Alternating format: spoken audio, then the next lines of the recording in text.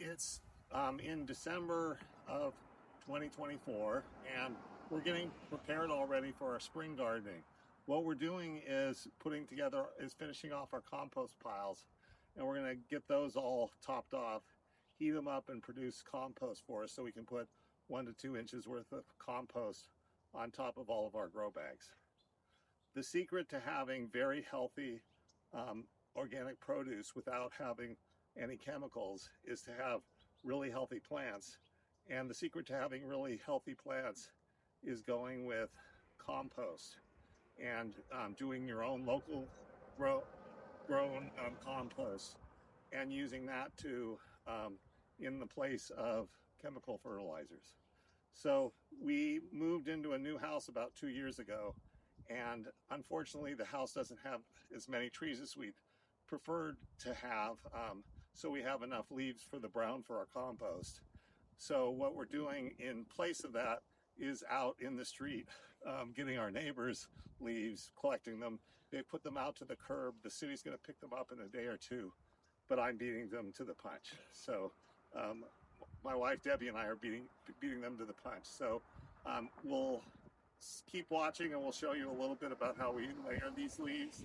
But and thank you for watching. Really appreciate your support.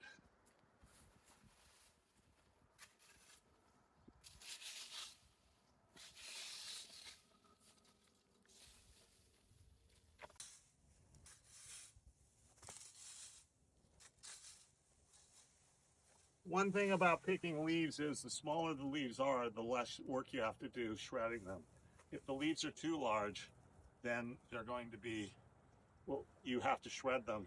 If they're this size, we can probably get away without it, but I'll see. Anything to get the black gold.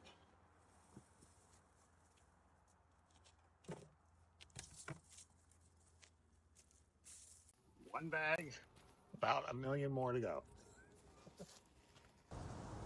After we got the leaves from the neighborhood, we also took a trip to Starbucks, and there we got the used coffee grounds. This will be the quote the green, even though it's brown. It's called the green because it's high in nitrogen, and the leaves are the browns. So you mix approximately 3 of the high of the browns with one of the greens, which is the high nitrogen. The thing about the leaves, though, when you're collecting leaves in the neighborhood or from your yard, you need to make sure that you avoid 4 different types of tree leaves, are the primary ones you want to avoid. You want to avoid black walnut because it has a chemical in it that retards growth. You want to avoid oak, you want to avoid pine, and you want to avoid eucalyptus. Other than those 4 types of leaves, you can pretty much use any types of leaves. We got some relatively fine leaves. I can't remember which one of the, we looked it up and I can't remember now which tree it was, but notice how these are relatively fine. So these you can get away with putting them into the compost pile without shredding them first in your shredder.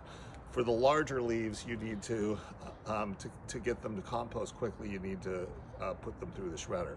But since since these are the small, finer leaves, we'll just layer them directly. So our local Starbucks are happy to give us used grounds, and some of them put it out for you to pick up. Others, if you just ask at the counter, they'll be happy to give them to you. There is a urban legend that you're not supposed to use coffee grounds in your garden at all, or in your compost pile, because they're too acidic. Well, if the coffee was never used and never brewed, then it could be a little acidic, but the brewing gets the acid out of it. So it's very safe to take the coffee grounds from Starbucks and layer them in your worm bin. We've been doing that for years. In our compost bin, we've been doing that for years without any problems at all. In addition to providing the nitrogen, it also provides a lot of other nutrients, including magnesium, calcium, phosphorus, and other ingredients as well. So, we've used this as the primary green for our compost pile. The other thing that we use is our grass grass clippings.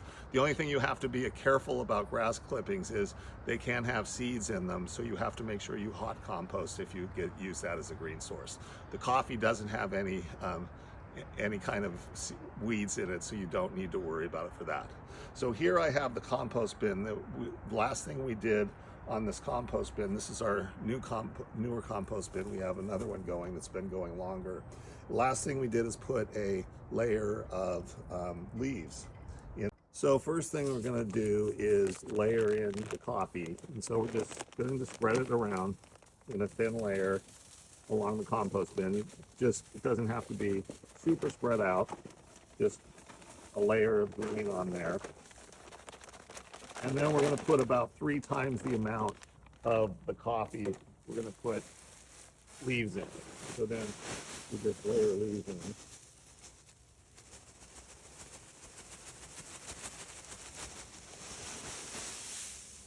Oops, probably a little too much, so I may put some more green in, but when we spread it out, it's not as much as I thought it was, so we should be fine. And then the other thing on the compost bin is you want to keep it wet. And so we're going to spray down the compost bin after adding both the greens as well as the browns. The greens is the coffee and the browns is the leaves that we collected.